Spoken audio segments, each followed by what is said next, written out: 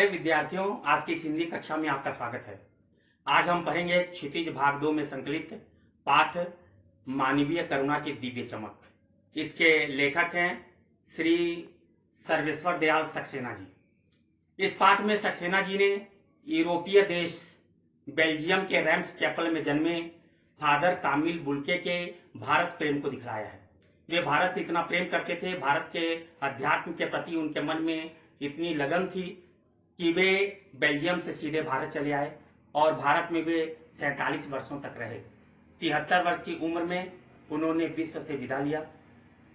भारत के प्रति उनके प्रेम के कारण वे भारत में रहे और भारत में उन्होंने हिंदी से प्रेम करना सीखा और हिंदी से इतना इन्होंने प्रेम किया कि हिंदी में वे शोध कार्य किए।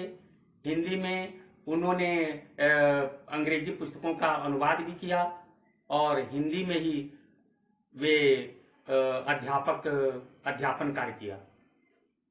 हम सबसे पहले लेखक सर्वेश्वर दयाल सक्सेना जी के विषय में समझते हैं। इनका जन्म उत्तर प्रदेश के बस्ती जिले में सन 1927 ईस्वी में हुआ। इन्होंने इलाहाबाद विश्वविद्यालय से उच्च शिक्षा प्राप्त की। इनकी साहित्य कृति है काठ की घंटियां, जंगल का दर्द, बकरी और लड़ाई। इन्होंने आकाशवाणी में सहायक प्रोड्यूसर के तौर पर भी काम किया। पराग, दिनमान आदि पत्रिकाओं के संपादक भी रहे। साहित्यिक विशेषता है कि इन्होंने अपनी रचनाओं में मध्यवर्गीय जीवन के सपनों, संघर्ष, पीड़ा और हताशा को बखूबी चित्रित किया। इनकी रचनाएं ज्यादातर मध्यवर्गीय जीवन को चित्रित करती हैं। इस पाठ के दो प्रमुख पात्र हैं, एक लेखक स्वयं और दूसरे फादर कामिल बुल्के। लेखक जो फादर कामिल बुल्के से अत्यधिक प्रभावित हैं, फादर कामिल बुल्के के प्रेम को उन्होंने स्वीकार किया है, उनके आशीर्वाद प्राप्त किया है और कामिल बुल्के के स्नेह के वे भागीदार भी रहे हैं। यही कारण है कि वे फादर बुल्के से अत्यधिक प्रेम करते रहे। फादर बुल्के के प्रति उनके मन में अपार श्रद्धा की भावना थी और उन्होंने संस्मरण के तौर पर फादर बुल्के के साथ बिताए अपने क्षणों को, उनके हिंदी प्रेम को, उनके भारत प्रेम को, अध्यात्म प्रेम को यहाँ पर बखूबी चित्रित किया है। फादर कामिल बुल्के जो बेल्जियम निवासी थे, उन्होंने इंजीनियरिंग प्रथम वर्ष में ही संत बनने का विचार मन में लाया और वे संत बन गए। संत बनने से पूर्व उनके मन में भारत के प्रति अध्यात्म चेतना जागृत हो गई थी, इसलिए संत बनते समय उन्होंने भारत में ही आकर रहने की शर्त रखी और उनकी शर्त को मान ली गई और वे भारत आ गए। भारत आने के बाद यहाँ उन्होंने संस्कृत भाषा और हिंदी भाषा का गहन अध्ययन किया और हिंदी में ही उन्होंने अपना शोध कार्य किया। इसके बाद वे हिंदी और संस्कृत के अध्यापक भी बने। उन्होंने अंग्रेजी हिंदी शब्दकोश का संपादन भी किया। वे ऐसे संत थे जो पारंपरिक रूप से संत नहीं माने जा सकते, क्योंकि संतों का लक्षण है कि वे वीतरागी होते हैं, समाज से कटे होते हैं, वे अपने में मग्न होते हैं और ईश्वर प्रेम में डूबे होते हैं। लेकिन यहाँ फादर कामिल बुल्के संत होते हुए भी सबसे प्रेम का व्यवहार करते थे, सबके साथ रिश्ता बनाते थे। जिसके साथ उन्होंने रिश्ता बना लिया, 10 वर्षों के बाद भी मिले तो उसके साथ उसी प्रेम भाव से मिलते थे और उन्हें देखकर ऐसा लगता था कि जैसे वे अभी ही मित्र बने हों। प्रगाढ़ मित्रता निभाते थे और वे एक बड़े बुजुर्ग की तरह सभी को अपने आशीषों से भर दिया करते थे। वे साहित्यकार थे और परिमल गोष्ठी में जब भी साहित्यिक चर्चा होती थी तो उसमें वे सभी रचनाकारों को भी उचित परामर्श दिया करते थे, जिससे वे अपने लेखन को और मजबूती प्रदान कर सकें, उसमें निखार ला सकें। तो अब हम इस पाठ के सारांश को समझते हैं, इसकी कथा वस्तु समझते हैं। लेखक सर्वेश्वर दयाल सक्सेना जी फादर कामिल बुल्के को याद कर रहे हैं। वे कह रहे हैं कि फादर को जहरबाद से नहीं मरना था। जहरबाद एक बीमारी है जिसे अंग्रेजी में गैंग्रीन कहा जाता है, और फादर कामिल बुल्के इस जहरबाद से पीड़ित थे। लेखक कह रहा है कि फादर दूसरों के प्रति हमेशा प्रेम भाव दिखलाते थे, दूसरों के लिए हमेशा उनके हृदय में अमृत सा प्रेम झलकता था। ऐसे व्यक्ति को जहरबाद जैसी बीमारी से नहीं ग्रसित होना था। हम किस ईश्वर से पूछें कि दूसरों से प्रेम करने वाले, दूसरों के प्रति आत्मीय भाव रखने वाले व्यक्ति को इस तरह से जहरबाद जैसी बीमारी क्यों दी गई, उन्हें अपने जीवन के अंतिम क्षणों में इस तरह से इस गंभीर बीमारी से क्यों पीड़ित किया गया। लेकिन किस ईश्वर से पूछा जाए और कौन ऐसा ईश्वर है जो इसका उत्तर दे सकता है। यह भी ध्यान देने योग्य बात है कि विश्व में जितने भी महान व्यक्ति हैं प्राय अपने उम्र के अंतिम समय में किसी न किसी रोग से ग्रस्त रहे हैं। तो इसे ये कहा जा सकता है कि यह एक सामान्य प्रक्रिया रही है जिसमें महापुरुषों ने अपने शारीरिक कष्टों को कभी नहीं ध्यान दिया। वे हमेशा ही दूसरों की भलाई के लिए, दूसरों के कल्याण के लिए लगे रहे, और दूसरों के प्रति उनके मन में इतनी अगाध आत्मीय भाव था कि वे अपने उस शारीरिक पीड़ा को, दर्द को अपने हृदय में छिपाए रखे और उसे चुपचाप सहते रहे। फादर कामिल बुल्के भी ऐसे ही थे। इनकी वेशभूषा पादरियों की तरह थी, क्योंकि वे ईसाई पादरी थे, इसलिए मसीही पादरियों की तरह लंबे चोगा को पहनते थे। उनकी भूरी दाढ़ी हमेशा लहलाती, दूसरों को अपनी ओर आकर्षित करती थी। भूरी आंखों में दूसरों के लिए असीम प्रेम भाव था। वे हमेशा ही बाहें फैलाए सभी को गले से लगा लिया करते थे और सभी को खुले मन से आशीर्वाद दिया करते थे। यहाँ लेखक उन्हें याद करते हुए कहते हैं कि जब भी कामिल बुल्के किसी भी अपने आत्मीय स्वजनों से, किसी भी अपने साहित्यिक बंधुओं से मिलते थे तो ये देखकर लगता था कि ये बड़े ही प्रेम के साथ, बड़े ही आत्मीय भाव से मिल रहे हैं। कभी भी ऐसा नहीं लगा कि ये हमारे लिए कभी अनजान रहे। लेखक से उनका अंतरंग संबंध था। लेखक के पुत्र का अन्नप्राशन फादर ने ही किया था। फादर जब भी इलाहाबाद की सड़क पर साइकिल से आते जाते दिखाई देते थे तो वे लेखक को देखकर तुरंत रुकते थे और कहते थे कि मैंने आपकी रचनाओं को पढ़ लिया है, और फिर वे उसकी समीक्षा शुरू कर देते थे। और लेखक उस समीक्षा के अनुरूप ही अपनी रचनाओं को भी सुधारता चला गया और उसकी रचनाएं भी प्रभावशाली बनती चली गई। यहाँ लेखक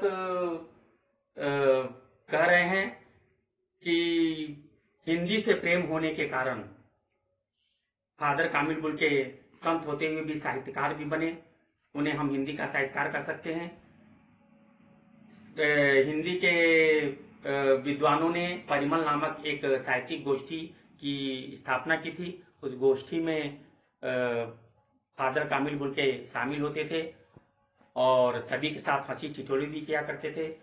सभी रचनाकारों की रचनाएं सुनते थे और सुझाव भी दिया करते थे, जिससे कि सभी अपनी रचनाओं को प्रभावशाली बना सके। यहां तक कि फादर कामिल बुल्के हिंदी के प्रति इतने आग्रही थे कि वे बीए कलकत्ता यूनिवर्सिटी से किया, एमए उन्होंने इलाहाबाद विश्वविद्यालय से किया और हिंदी में ही उन्होंने शोध कार्य प्राग विश्वविद्यालय से किया, जिसके हिंदी विभागाध्यक्ष डॉक्टर धीरेन्द्र वर्मा जी थे। राम के व्यक्तित्व से फादर कामिल बुल्के अत्यधिक प्रसिद्ध थे, इसलिए उन्होंने राम कथा उत्पत्ति और विकास नाम का शोध प्रबंध लिखा। लेखक यह भी कह रहे हैं कि जब तक राम कथा रहेगी तब तक फादर कामिल बुल्के को याद किया जाता रहेगा, क्योंकि राम के प्रति आकृष्ट होने के कारण वे हमेशा ही मानस की व्याख्या भी किया करते थे और उन्होंने राम कथा उत्पत्ति और विकास शोध प्रबंध लिखा। इन्होंने मातरलिंग के प्रसिद्ध रचना ब्लू बर्ड का हिंदी में नील पंछी नाम से अनुवाद किया, बाइबिल का अनुवाद किया और अंग्रेजी हिंदी शब्दकोश का संपादन किया। हिंदी के प्रति इनके मन में अपार प्रेम था। वे राष्ट्रभाषा के रूप में हिंदी को देखना चाहते थे, इसलिए जब भी उन्हें मौका मिलता था किसी भी मंच से जहां उन्हें बोलना पड़ता था, वे हिंदी को राष्ट्रभाषा के रूप में देखना चाहते थे, इस विचार को व्यक्त किया करते थे। उन्हें सबसे ज्यादा दुख इस बात का होता था कि हिंदी वाले ही हिंदी के विरोधी हैं। वे कहा करते थे कि हिंदी को यदि किसी से क्षति है तो वह हिंदी वालों से ही है, हिंदी वाले ही हिंदी के प्रति उपेक्षा का भाव रख रहे हैं। फादर कामिल बुल्के हमेशा ही भारत की प्रशंसा किया करते थे। भारत की संस्कृति के प्रति उनके मन में अपार श्रद्धा का भाव था। जब उनसे पूछा गया था कि आप क्या अपने देश को याद नहीं करते, तब उन्होंने कहा कि मेरा देश तो भारत है। जब उनसे कहा गया आपकी मातृभूमि, तब उन्होंने कहा कि हाँ, मेरी मातृभूमि रेम्स चैपल बड़ी सुंदर है, मुझे अपनी माँ की याद आती है। और वे अपने मित्र डॉक्टर रघुवंश को अपनी माँ की लिखी हुई चिट्ठियों को दिखलाया करते थे। उनके 2 भाई 1 बहन माता पिता थे। भाई में से एक सन्यासी हो गए थे और एक भाई व्यवसायी थे। बहन जिद्दी स्वभाव की थी और बहन के विवाह के विषय में उन्हें चिंतित होते देखा गया था। अपनी माँ की याद में हमेशा वो खो जाया करते थे और उनकी माँ ने जिस समय वे इंजीनियरिंग की पढ़ाई कर रहे थे और प्रथम वर्ष में थे, तभी उनके मन में अपने संन्यास भाव का प्रादुर्भाव अनुभव हुआ और उन्होंने यह जान लिया कि उन्हें संन्यास लेना है। उनकी माँ पहले ही घोषणा कर चुकी थी कि यह बेटा हाथ से गया और उनकी भविष्यवाणी सही हुई। जब ये संन्यास लेने लगे तब इन्होंने भारत को चुना, क्योंकि भारत के आध्यात्म के प्रति वे आकृष्ट थे। इनके विषय में यह भी कहा जाता है कि ये हमेशा शांत रहते थे, इन्हें कभी भी क्रोध में नहीं देखा गया। सबसे ज्यादा अगर वे आवेश में होते थे तो हिंदी के प्रति उनके मन में आवेश होता था कि हिंदी को राष्ट्रभाषा क्यों नहीं बनाया गया।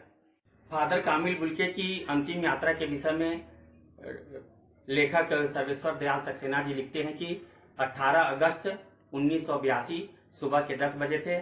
उस समय एक नीली गाड़ी से फादर के ताबूत को उतारा गया और उस समय उनके साहित्यिक मित्र और उनके प्रति श्रद्धा रखने वाले लोग वहां उपस्थित थे, जिनमें doctor Jainendra Kumar, Ajit Kumar, doctor Nirmala Jain, doctor Satya Prakash, doctor Raghuvansh. इसके बाद उनके देह को कब्र के ऊपर लिटाया गया। तब रांची के पास्कल तोयना ने मसीही विधि से प्रार्थना की और सेंट जेवियर्स के रेक्टर पास्कल ने उनके कार्यों के विषय में समझाया, उन्हें श्रद्धांजलि दी और उन्होंने कहा कि फादर धरती में जा रहे हैं, इस धरती से ऐसे ही और रत्न पैदा हो। इसके बाद डॉक्टर सत्य प्रकाश ने उन्हें श्रद्धांजलि दी। इसके बाद उन्हें कब्र में उतार दिया गया। यहाँ लेखक क्या कह रहे हैं कि फादर कामिल बुल्के हम सबसे वरिष्ठ थे, सबसे प्रेम करने वाले छायादार वृक्ष के समान थे। वे दिव्य करुणा की चमक थे, वे मानवीय करुणा की दिव्य चमक थे। और कभी फादर विचार भी नहीं किए होंगे, मन में सोचे भी नहीं होंगे कि उनके जाने के बाद लोग रोएंगे भी, लेकिन वहां रोने वाले इतने अधिक थे कि उनके विषय में लिखना नीले काली स्याही को बस बिखेरने के समान है। यहाँ पर लेखक यह भी कह रहे हैं कि हम फादर को कभी भूल नहीं सकते। फादर को याद करना पवित्र अग्नि की याद की आंच को अनुभव करने के जैसा है। मैं उन्हें नमन करता हूं। इस तरह से यह इस पाठ की कथा वस्तु है। इसका केंद्रीय भाव यह है कि बेल्जियम निवासी फादर कामिल बुल्के, जो भारत के अध्यात्म से प्रभावित थे, भारत की संस्कृति से प्रभावित थे, बेल्जियम को छोड़कर वे भारत में आ गए और यहाँ 47 वर्षों तक रहे और 73 वर्ष की उम्र में इसी भारत की मिट्टी में लीन हो गए। उन्होंने भारत को इतना प्रेम किया कि भारतीय संस्कृति की ध्वजा पताका उन्होंने पूरे विश्व में फैलाई। उन्होंने राम कथा पर शोध कार्य किया। उन्होंने अनेक विदेशी भाषाओं के ग्रंथों का हिंदी में अनुवाद किया, अंग्रेजी हिंदी शब्दकोश का संपादन किया और यहाँ सभी भारतीयों को अपने हृदय में बसाया। भारत को उन्होंने अपना देश माना। इस तरह से कई ऐसे विदेशी हुए हैं जिन्होंने भारत को अपना माना है और भारत के लिए उन्होंने सर्वस्व त्याग किया है। ऐसे ही सर्वस्व त्यागी और हिंदी प्रेमी थे फादर कामिल बुल्के। तो इस पाठ से हम यह संदेश प्राप्त कर सकते हैं कि कई विदेशी भारत को प्रेम करते रहे हैं, भारत की राजभाषा हिंदी को प्रेम करते रहे हैं और हम भारतीय हिंदी की उपेक्षा करते रहे हैं, लेकिन विदेशी होते हुए भी विदेशी भारतीय हिंदी के प्रति श्रद्धा की भावना रखते रहे हैं, हिंदी को प्रेम करते रहे और हिंदी को राष्ट्रभाषा के पद पर प्रतिष्ठित होते हुए देखना चाहते रहे। हम हिंदी भाषी हिंदी की उपेक्षा करते रहे हैं, लेकिन वे विदेशी होते हुए भी हिंदी के प्रति उनके मन में श्रद्धा का भाव था और हिंदी को राष्ट्रभाषा के पद पर आसीन न देखकर हमेशा दुखी होते थे, हमेशा शोक से भरे होते थे और हिंदी वाले हिंदी की उपेक्षा कर रहे हैं, हिंदी के विनाश में लगे हैं, इसका उन्हें दुख होता था। यहाँ पर हम यह भी देख सकते हैं कि संस्मरण कैसे लिखा जाता है। संस्मरण में विश्वसनीयता होनी चाहिए और इस संस्मरण में सर्वेश्वर दयाल सक्सेना ने पूरी विश्वसनीयता रखी है। हम इस संस्मरण को पढ़कर पूरी तरह से फादर कामिल बुल्के के व्यक्तित्व को समझ जाते हैं। हम यह जान जाते हैं कि फादर और बाकी हिंदी साहित्यकारों का आपसी संबंध कैसा था, फादर किस तरह से सबके प्रति प्रेम भाव रखते थे और ऐसा ही प्रेम भाव हम सभी को अपनी भारत भूमि के प्रति, राष्ट्रभाषा हिंदी के प्रति और अपने परिजनों और मित्रों के प्रति रखनी चाहिए। प्यारे बच्चों, मुझे पूरा विश्वास है कि आप इस पाठ को भली बात समझ गए होंगे। धन्यवाद।